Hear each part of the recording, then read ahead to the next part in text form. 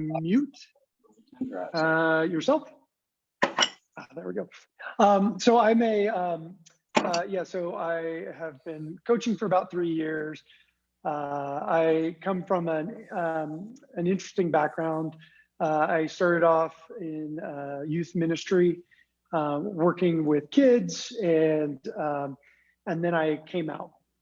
So that was quite an interesting juxtaposition and a shift. And then obviously not while I was a youth pastor in Texas. And then through that, and it's interesting because a lot of the things we're going to talk about today with relationships, there's relationships with yourself and relationships with others. A lot of it, the reason that I'm where I'm at now is because I kept looking for a solution and a solution to my sexuality. And what we discovered, or what I discovered through the process, was the solution I was looking for wasn't to my sexuality, it was to my self-worth. And once I was able to connect those dots, my relationship to myself and my relationship with everyone else shifted and changed and expanded. And so now, and I come from a startup entrepreneurial background, so a lot of the work I do is with C-suite and executive level individuals, as well as a lot of divorced women, ironically. And it's been fantastic. So yeah, that's a little bit about me. We're so lucky to have you, Dino, and excited for you to share, with our audience. Gwen? Yeah, hi, my name is Gwen Payne, and I'm founder of Inspired Sedona and Breathless Prayer. And let's see, about the first 20 some years of my life were all about external adventures. So I love to travel. I grew up in North Africa, lived all over Europe, and so on and so forth. And I was really about, feeding myself with as many external adventures as I could. And then I had this pivotal experience with breath work in my early 20s.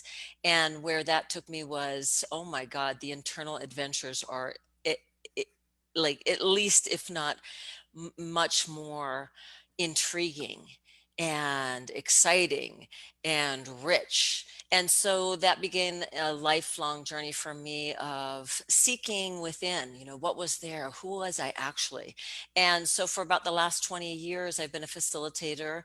I both facilitate and train people in breath work. And I have a lot of modalities that I love to work with and synthesize: family constellations, the passion test. And so this was really kind of predicated on relationship with self. And then just a few years ago, after I'd been counseling and coaching many individuals on how to live a more authentic life, we journey inward so that we can really connect to the truth of who we are. And then over a process of time, learn to live from that inside out place, as opposed to the way our culture brings us up, where we're externally focused and living from the external in. And so I just had this epiphany. Somebody mentioned something about their work doing sexuality coaching. And, I had really addressed so many areas of people's lives with them, whether it was their health to a degree, and whether it was their relationships or their work or what have you. But this whole component suddenly just blew my mind, that I had never really delved into sexuality or erotic expression as part of this, if you will, no pun intended, full-bodied coaching that I was doing with people. And so that led me down a path of studying for the last 5-6 years of how to support people in learning how to be not only intimate with their emotions, with their desires of, where they want to go in life, who they want to be, but also to be intimate with their own erotic expression, whether they're in partnership or not, whether it's and not just limited to the bedroom, but understanding that erotic energy is life force energy, and we have primarily grown up in a world that suppresses that. So that's what I'm bringing today. That's fantastic. Thank you. Yeah. So I think we have a group of people here.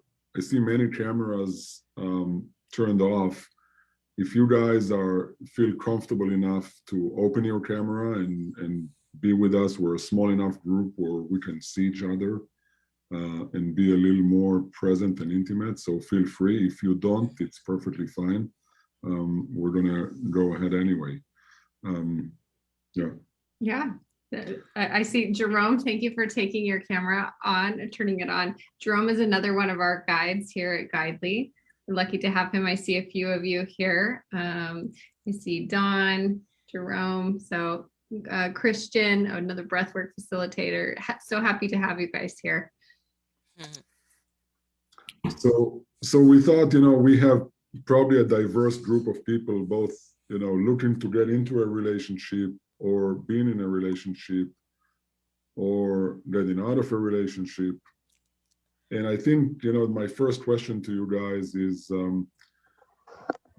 before we get into a relationship, how do we set up expectations? What do you guys attract, or how do you look at it to set up expectation getting into a relationship before we even get there? Like, what is our mindset when we get into a relationship? Dino, you jump in. So before I get into a relationship, obviously you always want to go inward, right? And depending on how long you've been out of a relationship, that's really essential to understanding whether you should even be in a relationship.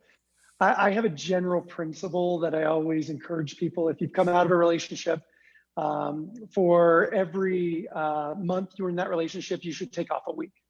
So if you've been in it 12 months, take off 12 weeks, allow yourself to heal, really focus inward and on yourself. And then when you're looking for it, I had this little thing that I do with a number of my clients. And one of the best ways to figure out what you want in the future and also draw that to you is you should create lists. And the first list you should create is a list of basically your ex, or it could be multiple exes, all the issues you had with them. And you can be, explicit, like they cheated, they, called me names, they just go into whatever it is. They didn't respect me. They were terrible at sex. It could be anything. And you create this entire list. And then when you're done with that, you put it down and you take some time, breathe, do everything else. You flip it over. And now what you're going to do is you're going to write down all the things that they thought was wrong with you. And that one's a little bit more tough. And you're doing it from their perspective, not your perspective, not through your filters. What did they think was wrong with you? Why did you guys end relationships in the past? And you create an entire list. And then when you're done with that, what you're going to do is this step 3, and this is the important one. You're going to go back to that. You're going to flip it back over, and you're going to start writing down the opposite. So if you said he was a cheater, then I am going to be with a person who is not a cheater, or somebody who is faithful. So it's a bunch of I am statements. And what you do is you can actually, you're basically dissecting the past to figure out how you want to move forward. And then when you create that list and you go over it, and you do that with both sides, right?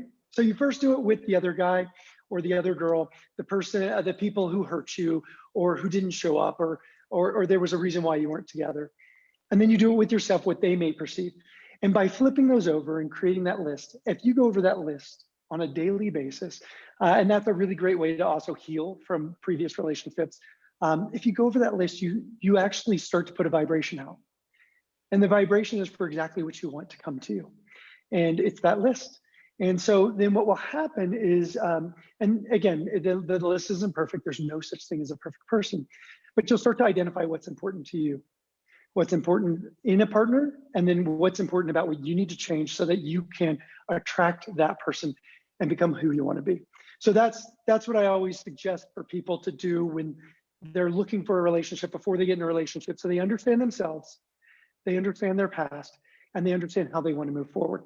And then they start to create it. I love that, Dino. That's wonderful.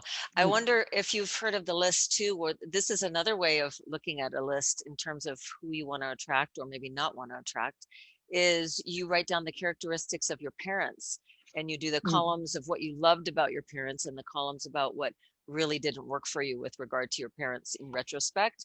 Because the truth of the matter is, obviously, we're going to be attracted to what's familiar. And even if that person doesn't seem anything like your parent at the beginning, there is a really good chance that just about every relationship, every person that we're in relationship with is going to have aspects of our relationship with our parents. So that's another list that we could work on. And I really loved that you said about, spending time on your own. I know that for myself, that when I've taken time in between relationships, and that each time I've really had a chance to come back to my own energy. Like, what does that really mean? But um, I know that I'm pretty porous. I'm codependent in some ways. I mean, this is Mhm. the nature of our society. And so I really need time on my own to feel myself, to feel myself in my own life and what I really resonate with, what I love, what absolutely doesn't work for me, because those times have really helped me to know what I can't compromise on. That was really, really important for me to learn over a period of time by leaving a relationship and then sitting in my own space, in my own house, and really feeling the difference between how I showed up on my own or with my kids versus how I showed up in that relationship. So I love that you mentioned that space too. And I also just want to say no hard and fast rules either, because Mhm. you know, I love Absolutely. I love the idea, like, oh, you should always take time off after a relationship. And Yeah. I have been known to not do that. And it actually has gone well. So just saying, Mhm. feel free to break any rules that we share with you here today. Right, Dino? I should have asked you first before I said I that. no, I 100% agree with that. I think these are more guiding principles. Mm, The 1 week for every month is a guiding principle, right? It's a way to give yourself that space to do what you need. But if you've already met that other person, or if you've uh, kind of like when we were talking earlier, you've fallen into that new person that you weren't even expecting, you weren't trying to date. mhm. Um, I definitely don't look a gift horse in the mouth if you found somebody who's a really great fit. So Mm. I would say, everything we say are meant to be tools to equip you to move forward or to be able to pursue those healthy relationships. And you have to adjust it to yourself. The only thing I would warn you is if you know that your pattern is getting out of one relationship and jumping into another, then you want to be really conscious not to do that and not to throw away rules or principles or guidelines, because there's a reason why you're doing that. And that probably deals with codependency, or that can also deal with your self-worth and your need to be validated by somebody else because you don't feel valid in who you are. So that's like the counterbalance, right? Um, but again, there is no hard and fast rules. There's only tools. Yeah. And I'd say the number one thing, and I know you're going to agree with me, Dino, is know yourself. Yeah. However you do that in particular, whether it's breath work, whether it's therapy, get to know yourself, right? Again, we can't stress that enough, right? Because this is the primary relationship. This is the relationship upon which all other relationships are founded, and they're going to reflect back to you how you feel Absolutely. about yourself. So if I'm neglecting myself, guess what's going to show up in my external relationships? If I'm abusing myself by being hard on Mhm. myself all the time, like so many of us are, right? These are all going to show up. But what we've been taught in our culture is to primarily focus on the external relationships, pour ourselves into the external relationships, because that is going to give us the love, the respect, the honoring, the cherishing that, we all long for, right? But Yeah. what we haven't been taught is that we have to learn to give it to ourselves first, right? And so I think that this is really the big learning process for many people is to um, go down the path of self-love, right? And again, however that looks for each individual. For some people, it could be a meditation practice. For other people, it could be any number of things. But that's the primary relationship upon which all other relationships stand. 100%. And Gwen, the other thing I wanted to point out, which we haven't pointed out yet, is I think it's really interesting with me and Gwen, why we're both on this panel. We're opposites in a lot of ways, but unified in thought, right? Gwen, I'll let you tell a little bit about your background, but for me, because I didn't come out till later in life, all the dating that I had early in my life wasn't really dating, right? It was placating. It was making it okay for me to exist in society. And again, finding that self-worth or that validation. So that was then. Once I got comfortable in my own skin, got comfortable in my sexuality, started dating. I've been not a serial dater necessarily. I've been in some longer term relationships, but in general, and currently I'm single. So I'm in Mexico City. I've been single for about a year. I broke up with my ex-boyfriend last May, I guess, and so I'm living the single life, and that's my world. Before that 2-year relationship, I was single for about 4 years, and so I'm coming from that, and I'm also coming. I did not enter into real dating until really the apps were coming out, apps or online websites. So that's my perspective. So the things that I'm going to feed you, if that's the world you're in, if you're single and you're trying to figure that out, as far as relationships in that capacity, I just want to clarify that's kind of my background. And then Gwen, you're kind of the opposite. Yeah, I am. I love that we're here to kind of balance it out, because I've been a serial monogamist my whole life. And the whole idea of dating, I was telling Dino earlier, I grew up in Europe, and we just didn't date. We went out in groups of friends, which for me feels a whole lot more relaxing than, an official date, which I first went on when I moved to the US in my late teens. And I found it kind of terrifying. But then it was funny because I said to Dino earlier, I said, no, I never date. I just ask guys out sometimes just to hang out. And he said, well, that's a date. Semantics, So I got a question on this, because Yeah. you guys are defining, placating and dating and relationship. What is a relationship? At what point do you feel that you're in a relationship? I mean, we're always in And relationship. what does that intimate relationship, what does that mean to you? Well, Osho hated the word. For those of you that know Osho, the spiritual teacher, he hated that word relationship. He felt that the minute you called something a relationship, that you killed it, right? That it was no longer alive. So he preferred the word relating. And as far as I'm concerned, we're always relating to ourselves, to each other, strangers, friends, intimate love relationship. So I think is that what you're referring to, Amir? Yeah. The intimate love relationship? Yeah. So when you say you're a serial monogamist, right? At what point do you know that you're in a relationship, that you're exclusive, you're committed, you're whatever it is? What do you define? What is that for you? For me personally,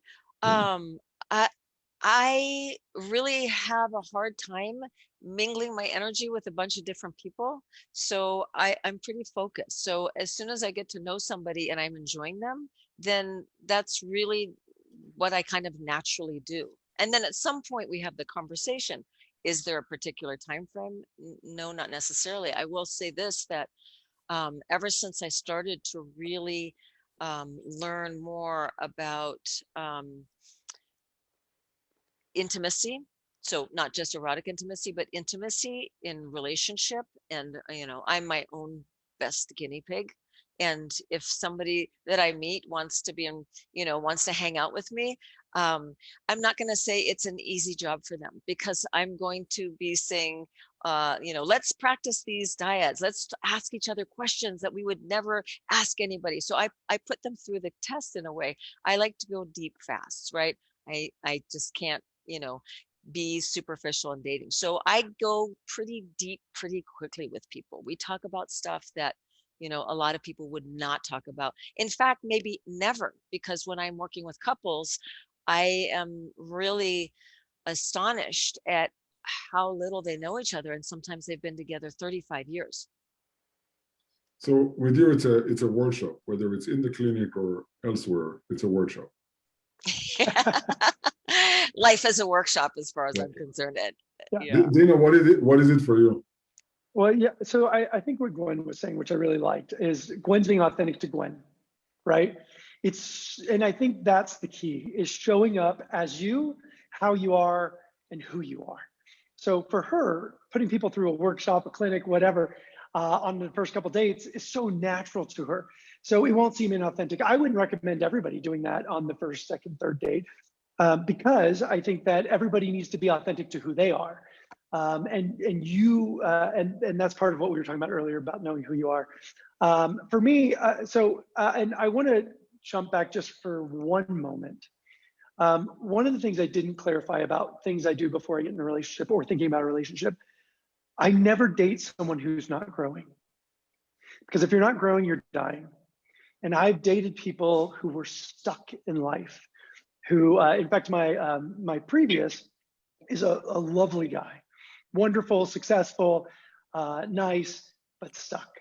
And the problems that we were having was I was growing and he wasn't. And so I would invite him to grow, but it wasn't something that he wanted to do. So that's part of alignment and making sure, like, if you're growing, you want them to be growing. And for me, I'm constantly growing. And so I must have somebody like that. As far as when do I know a relationship's a relationship? So I'm kind of the opposite. I'll go on dates with a lot of people. People ask me out all the time. I love it. The reason why people ask me out is because I'm super open. So whether it's online, whether it's in the Parque Mexico, people come up and just start talking to me, which is lovely. And so, and if I find them interesting, I'll go out. But I'm really quick to narrow down whether or not it's a fit, right? And I will say, so dating in the gay world versus dating in the straight world, even though the lines are now getting a little bit more blurred, there are still some telltales of that. And so for me, getting intimate, and I'm gonna go ahead and assume we're also talking about physical intimacy. I always say I'm a dater, not a mater, so I'm not about the hookup. So you have to go on a date and we have to connect, especially at my age. I'm 46 at this point, right? So unless I'm connecting with somebody, unless there's a connection, it's not worth it. I can take care of myself just fine, is what I always say. And I never have to kick myself out. So I always encourage people to, take care of yourself. And there's nothing wrong with meeting a bunch of people. But when you do find those people that you really enjoy, then, and it starts to repeating. And what has happened for me in the past is both my previous two relationships, I didn't want to date them. I wasn't planning on dating them. In fact, I told them I'm not dating you. And, but I kind of fell into it and it just became easy. And I think, Gwen, that's kind of your relationship right now, correct? Yes, in regard to I wasn't planning on dating, absolutely. Yeah. So I had been through a recent breakup and was very clear I was not dating anybody, but really enjoyed the company of a particular man and thought we were hanging out and here we are. Yeah. So things can change. But I took it very slow, right? I got to know him as a friend. Mm-hmm. Yeah. Yeah. Well, one thing I'm sorry. One thing I wanted to say about Gwen, we were having this conversation earlier. What I loved about how she met him, and she asked him out, right? She didn't think of it as a date, which actually diffused the pressure. Because a lot of times when we go on a date, it's almost like there's a resume and we're trying to figure out all these things. Because she didn't do that, there was no resume. It was just talking about life and energy and things that were happening. And so because she wasn't in that mindset, she wasn't putting that mindset on anybody else. And I would encourage you guys, if you want to ask somebody out, it doesn't matter what they look like, it doesn't matter, nothing matters. If you find them interesting, you want to ask them out, ask them out. But don't put the pressure of it being a date. That's what I love about what Gwen did. She didn't put the pressure of it being a date. And when you diffuse that, then you're more free to just be present. And I always say, pay attention. So I have a client who's been dating somebody on and off, and is definitely, it's been really struggling because there's some communication issues and other stuff. And so they want to go to accusation really quickly. And I always say, information should lead to evaluation, not accusation. So everything that they're giving you is just information. Don't put a judgment on it. Don't project your past onto their motivations. You can ask them, what's your texting style? What's your communication style? Why, when I sent this, you didn't respond for 2 days. Is that typical for you? Instead of assuming that they don't like you. It's supposed to be about relationships, but he seems like. Hi. That's okay. I was like, but he seems to be. So even with that, I think you want to really take in that information, right? And then use it for evaluation and take it as a whole.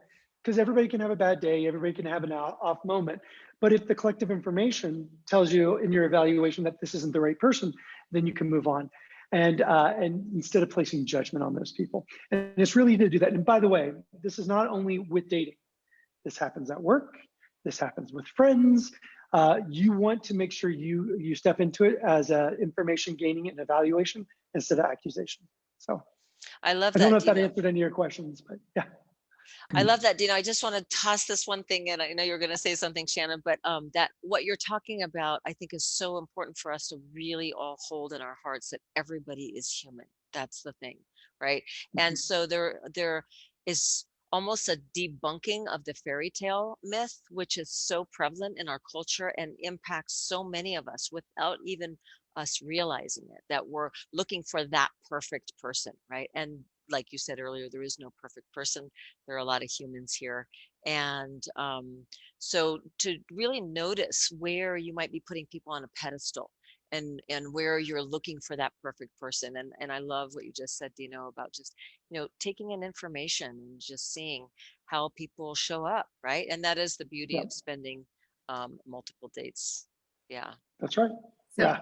so we've talked about, when you can identify, okay, this is a relationship, we're moving forward.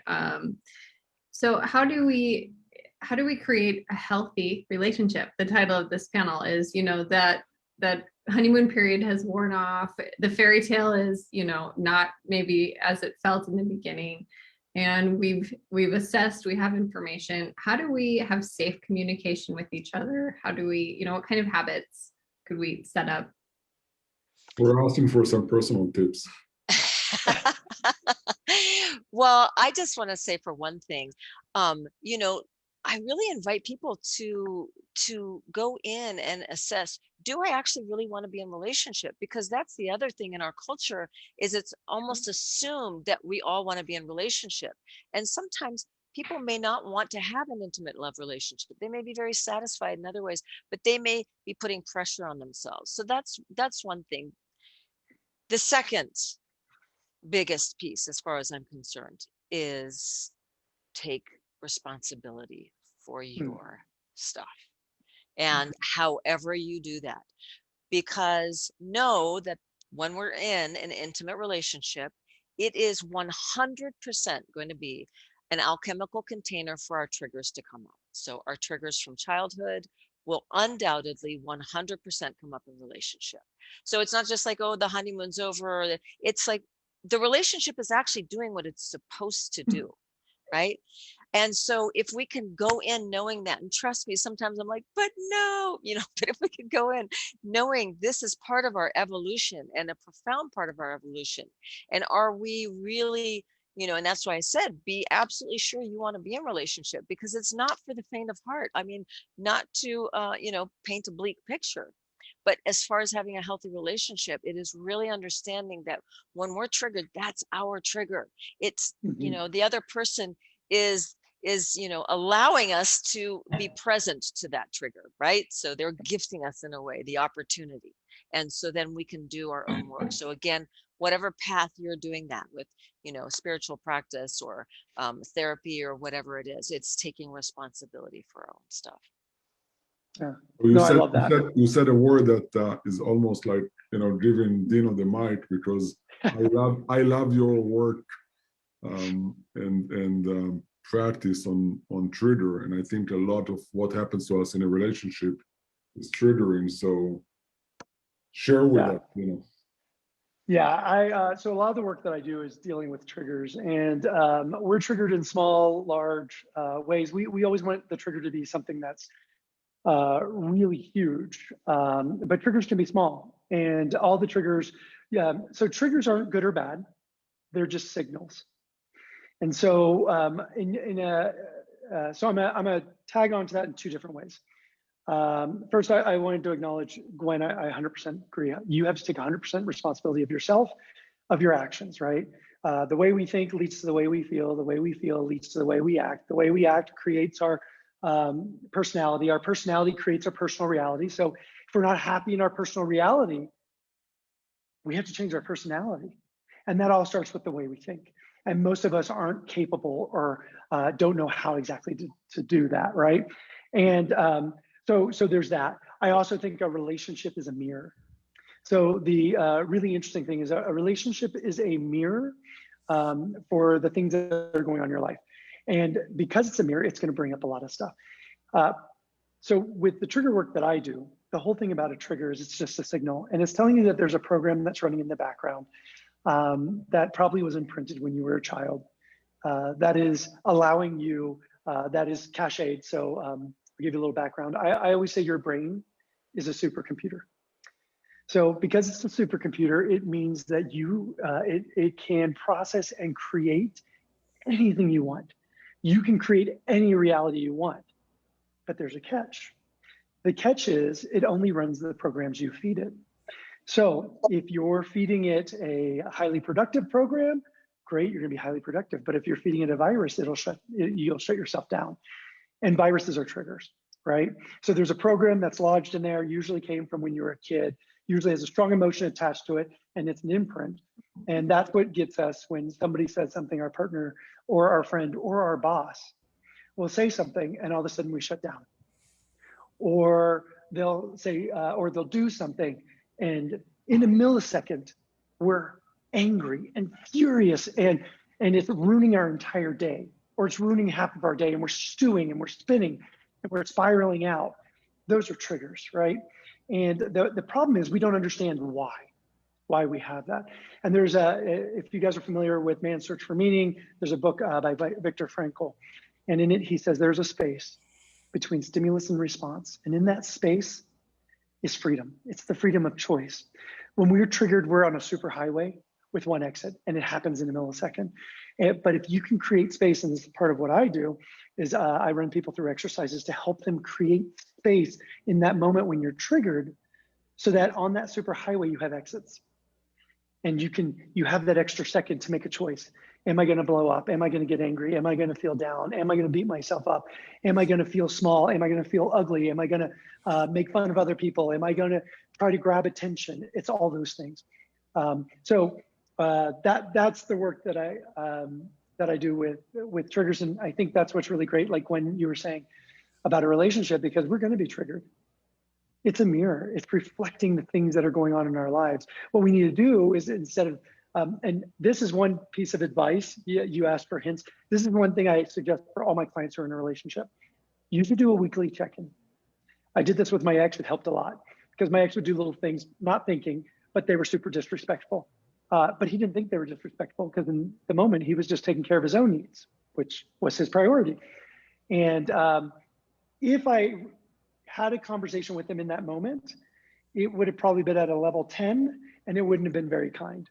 And so what we did and we instituted was once a week, we would basically have a conversation about what annoyed us from the week before. And what we found is that when you can do that without the emotion attached to it, you could get to the heart of it. And so I would keep a list, he would keep a list. And then I'd go back through the list before we met on Monday morning. And I'd go, oh, this thing, that's really about me, not him. Oh, this thing, that's definitely about him. And this is a pattern that I'm seeing. So I'll bring that up. And what it does is it diffuses. It's not emotionally charged. It's not a blame. This is how I feel. And what it did was it gave us the freedom to have a space so that in the moment we didn't feel like we had to react, because we knew that we would be able to have that conversation later. So that's one of my big tips that I would give everyone. I love that, because I think that one of the things that happens, you know, with the couples that I work with is that people avoid sharing these things. So I love having the format and the fact that, you know, you were able to kind of weed through. So this I'm going to bring to it, this I'm not. But people tend to avoid sharing the little things that are triggering to them. So the big things, they can't help themselves, but the little things, they just want to keep the peace, or they're tired, or they don't really want to address it. And now it's not a big deal. But what happens is that, you know, starts to put each unsaid thing starts to put a brick in a wall that completely erodes their intimacy over time. And then they wonder, you know, why are we not sexually intimate anymore. And many, many times it's because of that. And, Shannon, you mentioned communication, and communication is so important. And of course, I think it's, just the basic premise of no shaming, no blaming, Mhm. and, walking away if in a moment of escalated emotion, let's just say, and learning to just say things in that nonviolent communication style. When you do this, I feel this way, so that we're not pointing the finger at them, and also we're owning our own emotion, right? And then we can have an ask. And at the same time, um, if each person is not doing their own work, all communication styles are just going to be icing without the cake. Mhm. One thing I'd really love to add, that I recommend for as the glue for an intimate relationship, is setting aside one time a week. So aside from, what you were sharing, Dino, but setting Yep. aside a block of time where people are intimate together. And this extends beyond date night. And it doesn't have to be sexually intimate. But one of the things that happens with couples is that people get in ruts, and they stop asking each other questions about each other, or maybe even stop sharing about themselves, right? And things become quite routine in the way people relate to each other.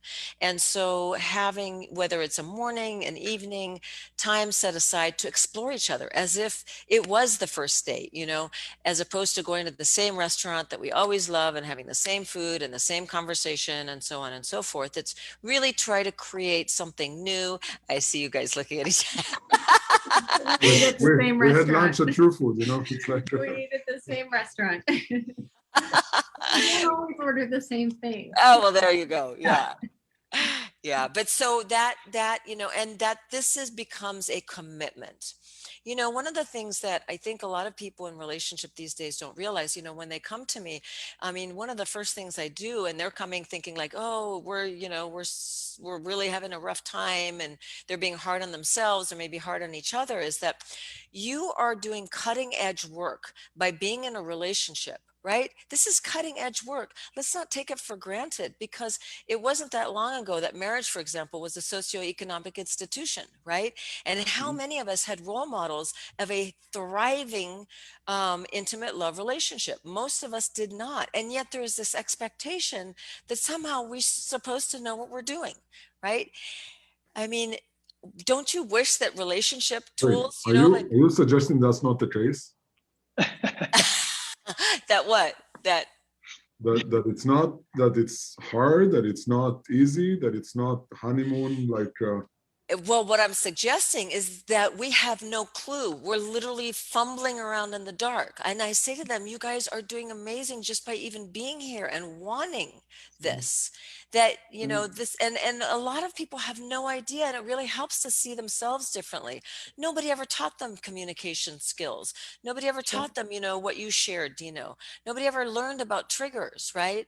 So can we just please be gentle on ourselves? And the fact that we even want a thriving relationship is really a wonderful, huge endeavor. Yeah. That's awesome. So what are some green flags? We're entering into a relationship. Yes, there's triggers, but what are green flags? We see so much about red flags, what to, look out for, but Mm, Yeah, mm, I love that. I love that question. I would say, so I kind of said it earlier. When you know yourself well enough, part of what I do is help people really define what their core values are, their highest core values, because what's interesting is there's no such thing as a bad value, but there's either you're in alignment with your values or you're not in alignment. And if you don't know what your values are, uh, then how can you be in alignment? Instead, you're in conflict, right? And our values a lot of times have been placed on us by our family, by our society, by our community, by our lovers, by other people, what we're supposed to be. And until you can really define that, and then what you do is you look for alignment. So once you really figure out what your three highest core values, and you can have more than that, of course, but I always try to get my clients to really focus on these things, because then you'll find alignment in every aspect of your life. And the more you do that, the more you'll draw those other people. And those are what I would call green flags, is alignment, right? mhm, So I have three I am statements that I always say. I am significant, I am kind, and I am powerful. So if I meet somebody else who's kind, that's an alignment with me. That's a huge green flag. Somebody who's kind to people who can do nothing for them. Somebody who's thinking about other people, not for the benefit or because they're trying to fill a void and feel good enough. They're just doing it because they can. That's a huge green flag for me, right? Somebody who considers themselves very valuable, understands that boundaries is not offensive. Boundaries actually is them honoring themselves and understanding who they are. I love that stuff. So for me, I think, I really love those green flags where I'm seeing alignment with who I am and knowing that we can both move forward. And then of course, the one I mentioned earlier, I won't be in a relationship with somebody who's not growing. So if, I met somebody in Mexico who's great. One of the things that was super attractive to me immediately was that he was doing courses and trying to do self-healing and all these other things. And I was like, wait, what? Like, and especially, so I'm not going to use a generalization, but in Mexico right now, personal development is still burgeoning. They're not that familiar. And the majority of my clients are all American or European based. And so they're just not that familiar with it. So to find somebody who was, that was a huge green flag for me. Yeah. How about for you, Gwen? Well, I think Dino pretty much summed it up. I like to, I feel like I've learned with every relationship that I've had, it's helped me to crystallize over time what is so important to me. And so, kindness has been something that, when I was 20, I certainly wouldn't have said was like probably the number one, whereas it is now. So it's really is, it's knowing myself, it's knowing what is, absolutely essential to me. And somebody who, for me, a green flag is somebody who wants to stay really alive, right? Whether we call it stuck or just somebody who's kind of like okay with the status quo, but somebody who really like wants to join in on the adventure of life, because as far as I'm concerned, it's such an adventure. And I 100%. love having a companion adventures through life with me. Yeah. So Carol asked a question, which I think is worth repeating here for everyone, is how can you tell if someone is growing? And besides the obvious, like they're taking personal development courses, how can you tell that someone is interested or is pursuing personal growth? I think that's Yeah. a really, I just want to say this one thing. I just think it's a really great question, because also if we're in a long-term relationship, we are not going to grow both of us the whole time. There are times when also, I need to integrate the growth or expansion that I've been through. So I'm going to be maybe a little bit quieter and steadier. So I think that's a great question, and I'll pass it over to Dino. Yeah. Well, I think it's an important question, right? So growth isn't, sometimes people, it's kind of like the person who says, oh, I hate drama. I can't stand drama. I'm not drama. What is that person? That person's drama. So somebody's always talking about growing and growth and all that things. It's good, but you also have to wonder why. So I think you can tell when somebody's growing when it comes up naturally. I think you also, when it's integrated into a conversation and it feels very authentic. I also would say with growth, it's one of those things that when you bring things up, they're engaged.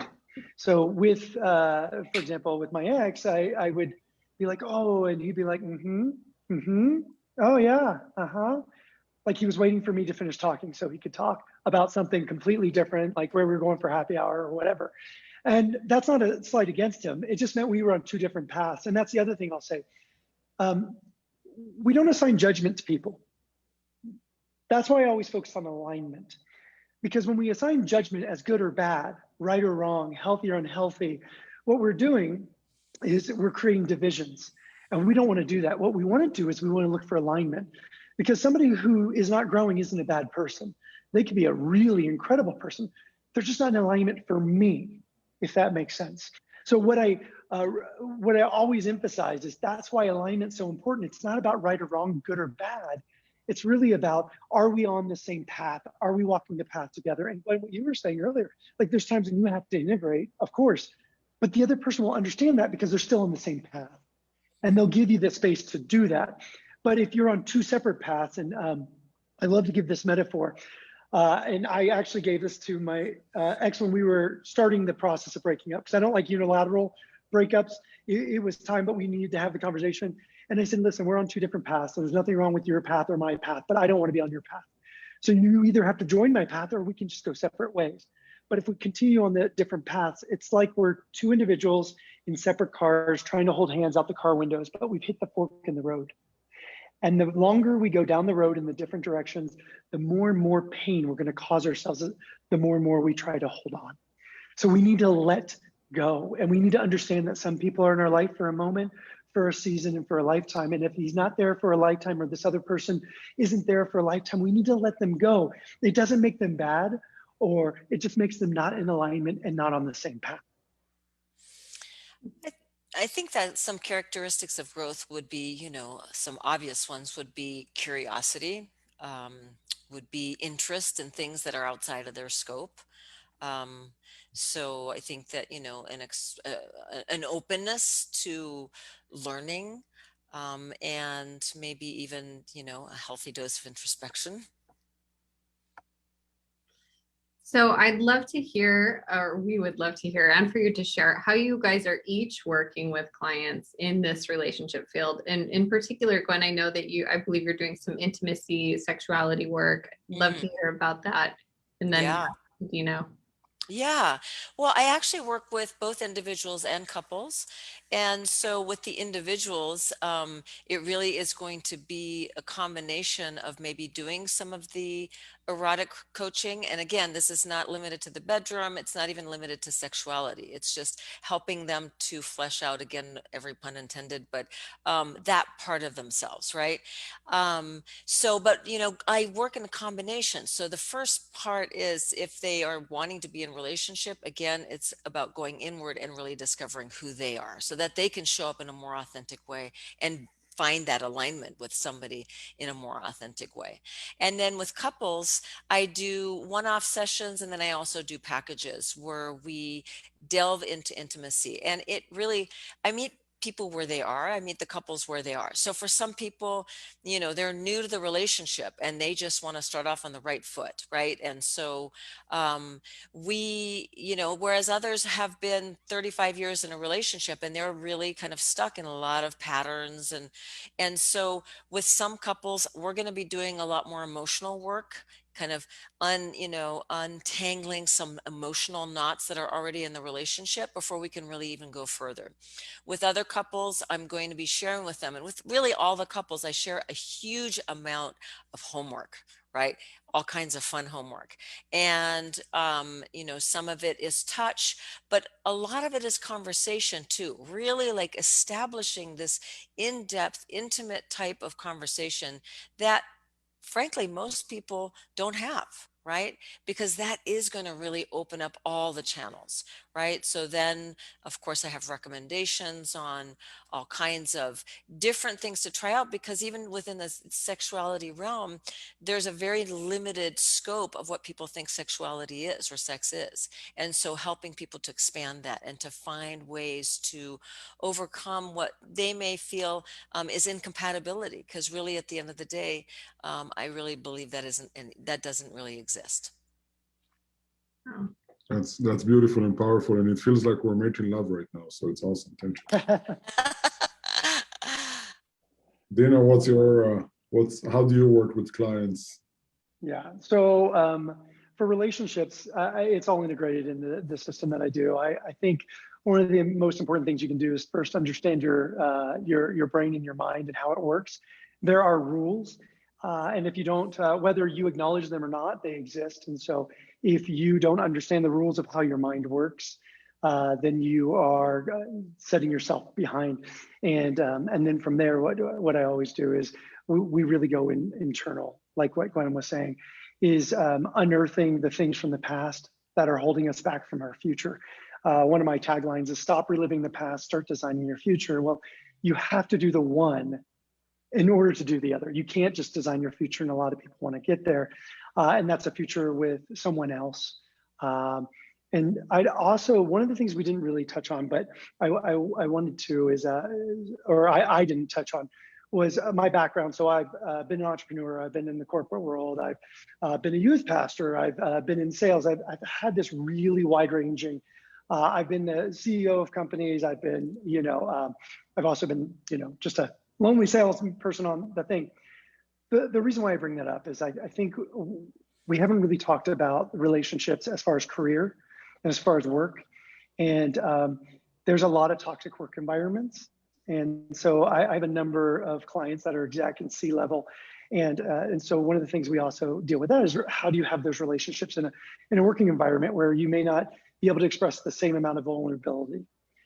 You may not be able to share as much information, and you can't really go too personal because we have HR now, right? So there's limitations on what kind of questions and how you can do it. So how do you show up as a leader and build healthy relationships in the workforce? So I deal with that a lot. And then obviously when we get in dating and relationships, I have a system that I usually work, the majority of my clients go through it first, and then we work one-on-one, which is called the high value reset. The idea of the high value reset is that we're literally resetting our low value behaviors into high value behaviors by reprogramming, by diffusing the old programs and installing new programs into our mind. And I think it's so interesting because one of the things I always say about relationships is a lot of people, we were talking about this earlier, Gwen, with chemistry. Everybody's heard the word chemistry, right? That everybody, like, I felt so much chemistry and this person's, whatever. And usually there's a misnomer about chemistry. We shouldn't look for chemistry. We should look for alignment. And the reason for that is because all chemistry is 99.9% of the time, it's not real chemical. It's not biological. It's programs. It's your past and it's what's familiar.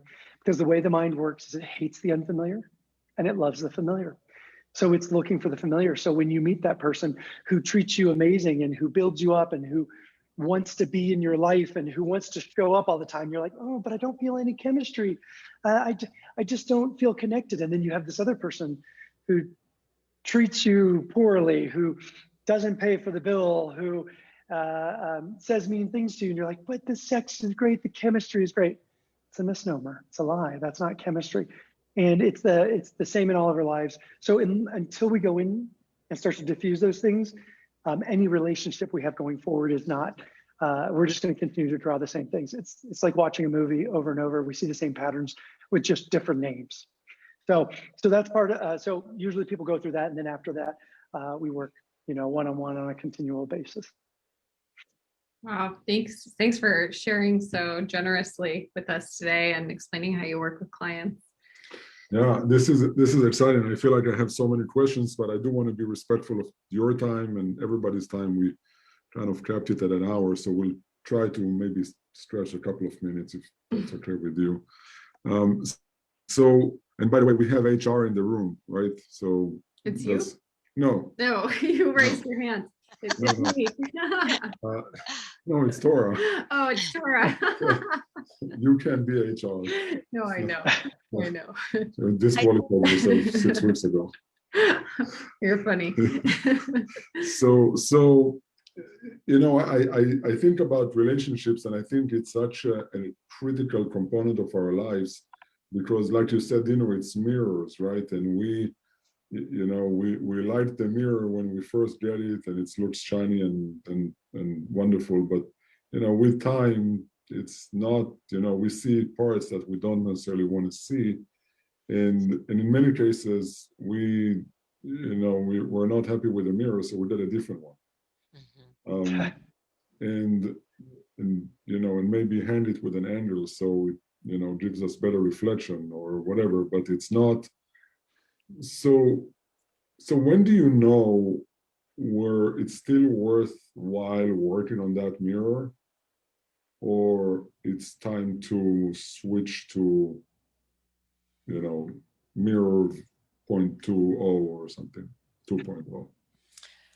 I mean, I think in part, when we're less triggered for sure, meaning that we work through our triggers and we do our own work. And then at some point, at least in my experience, is it's no longer like, I have to get out of this relationship. It's no longer the drama of that. It's really the misalignment just becomes very clear. So anytime that I'm feeling like I want to push away or that I want to get out, I know that's my stuff. That's been my Oh, personal so you experience. have, so you're saying when you have that trigger of I want to get out of this relationship, it's not time yet. For myself, it's time for me to look at that trigger. It's time for me to see, like, maybe am I not speaking my truth? Am I not showing up, right? So that there's some more work to be done, right? So that those emotional triggers are letting me know, like you said, Dino, that the programming is running. So that's my business to tend to that. And then there comes a point where then I am showing up as fully as I can in the relationship, and it's just clear that it's not, it's a misalignment. Mhm. Yeah, I would, obviously, I'm going to support that 100%. And I agree. I think it's an interesting question. When do you stay? When do you leave? I think the majority of people sense when it's time to leave, unless you have a program and you have a pattern where you're always leaving too early before they can hurt you, or you have abandonment issues. But the majority of the time, we know when we need to leave. And it's usually when the fighting and the anger isn't there anymore. It's more apathy. It's there's nothing, there's the foundation's been eroded. And I always say, the foundation of a really healthy relationship is the 3 C's: communication, compromise, and commitment. It's when the communication has failed, nobody's willing to compromise anymore, and you're not really willing to commit to moving forward. And I think it becomes evident. But I also think that some people stay way too long, and they do that because they're scared. And if your decisions are being made because of fear, then first of all, obviously you have to work on yourself, but you also have to question, what am I afraid of? And why would I hold on to something when there could be something more or something greater? And that usually deals with self-worth and old programming and other things, why people will stay in too long. So yeah, I would say you stay when both people are in it. You stay when both people are committed to moving forward. They're listening, they're communicating, and they're willing to compromise, and they understand you have needs. And even though that may not be their preference, they're willing to compromise to meet your needs, and you're willing to meet theirs. If that's not there, it's time to leave. Yeah. Well said. Yeah. So You go. So I can. This is a topic that I feel like I want to talk about for a few more hours. So I want to leave on a positive note, right? I mean, because the leave and so, and I would love to open mics. I mean, we're a small enough group here, and maybe invite a couple of people to share, but their questions or observations. But I want to talk about the gain and of healthy relationships. Mm-hmm. Like, what is the gift of being in a healthy relationship? Well, we are meant to be communal beings. I mean, humans are meant to connect. And so we gain that connection that we actually need physically, right? We gain wisdom. We gain wisdom about ourselves. We gain wisdom about life, and in general, we can gain a sense of being seen, actually being fully seen by somebody, right? As a human, with all that that entails, right? So, especially in this day and age with social media, and everybody's got the perfect picture and the perfect backdrop and the perfect thing that they're doing and the perfect food and so on and so forth. To be able to be human and to be witnessed in that humanity, I think is one of the most beautiful things. Mm-hmm. And I would say, so as a human, there's 3 things that everybody needs to survive beyond the basics of shelter, food, and water, right? It's attention, it's approval, and it's acceptance. And so attention is, hey, I exist. Approval is, oh, I did something right. And acceptance is, I'm part of a tribe. I'm part of a community. And what you have to gain, especially when you're in alignment and you're drawing the right people to you and you're in the right relationships. And again, these relationships, like I have an amazing tribe of friends. We're not just talking about intimate relationships with a partner. We're also talking about friendships, people who will show up, people who will be there for you and that you will be there for as well. And so, and what they do is they give you the attention, the approval and acceptance, which we all desire, we all want, and we all need. We were built that way. And so, yeah, I think the gain is, you know, you get to live life. And the other thing I would say is the most important thing in life is not money, it's not stuff, it's not things, it's relationships. Like when you die in your bed, you don't get to take anything with you. The only thing you have left is the relationships, right? And there's a lot of people who die on a bed alone. There's a lot of people who in their older years are sitting in a nursing home alone because they didn't realize how to build authentic relationships and really pour into people and be poured into in an authentic way. So relationships is really all we have. Stuff will fade. I have a social impact project in Guatemala with a bunch of tutors. They are fantastic. They're some of the happiest people with nothing that I've ever met in my life. And it's all because they have relationships, they have family, they have people who care about them, that support them, that if something falters or fails, they're there for them. So the gain is everything. It's just everything. That's, It's definitely a positive note. thank you. Thank you.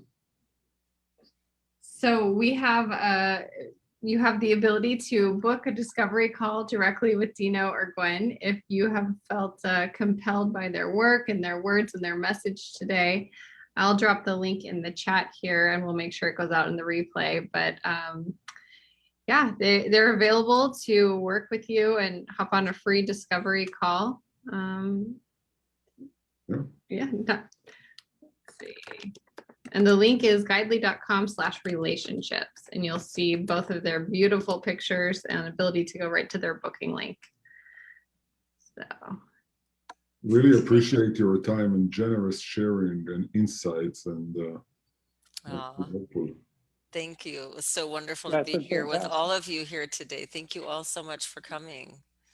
Yeah. And I think it's a really, you even showing up shows you're on the path. You're on the path of growing. So you should be really proud of yourself for just showing up, because there's a lot of other things you could be doing with this time. You could be watching Netflix. You could be, you know, doing, you know, I don't know, walking, whatever. That's a good thing. Don't take that as a bad thing. But the commitment to showing up is really important. And this is already showing that you're committing to yourself and to your growth, which is huge. So congrats. You should pat yourself on the back. Yeah. So my biggest takeaway, Gwen, well, from Gwen, Dino, sorry, is that we're on the cutting edge here. You know, is that this really was not modeled for us, and that we're in the trenches, kind of forging this path, being in relationship and showing up for something like this shows that. So It definitely feels like we're on the edge. I didn't know it was the cutting edge. the cutting edge. She said the cutting edge. I know. Yes. Yeah. It's true. It's true. Yeah. Yeah.